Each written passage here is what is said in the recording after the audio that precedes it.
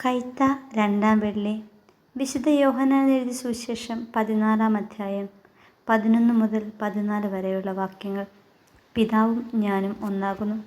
മനുഷ്യപുത്രനെ ഉയർത്തിക്കഴിയുമ്പോൾ ഞാൻ തന്നെ എന്ന് നിങ്ങൾ അറിയുകയും ഞാൻ സ്വമേധയാ ഒന്നും ചെയ്യുന്നില്ലെന്നും നിങ്ങൾ അറിയുകയും പ്രത്യുത പിതാവ് പറഞ്ഞവ ഞാൻ പഠിപ്പിക്കുന്നുവെന്നും നിങ്ങൾ അറിയും. എന്നെ കാണുന്നവൻ പിതാവിനെ കാണുന്നു എന്ന് പീലിപ്പോസിനോട് പറയുന്നതും യേശു ദൈവത്തിൻ്റെ അതേ സത്തയാണെന്ന സനാതന സത്യത്തിലേക്ക് നമ്മെ നയിക്കുന്നു. ആദ്യം മുതൽ ഉണ്ടായിരുന്നതും ഞങ്ങൾ കാതുകൊണ്ട് കേട്ടതും കണ്ണുകൾ കൊണ്ട് കണ്ടതും സൂക്ഷിച്ച് വീക്ഷിച്ചതും കൈകൊണ്ട് സ്പർശിച്ചതുമായ വചനത്തെയാണ് യോഹന്നാൻ പ്രഘോഷിച്ചത്. ദൈവത്തിൻ്റെ പ്രതിഫലനമാണ് യേശു. ദൈവത്തിൻ്റെ കരുണയുടെ മുഖമാണ് യേശു. യേശുവിൻ്റെ തുടർച്ചയാണ് നാം.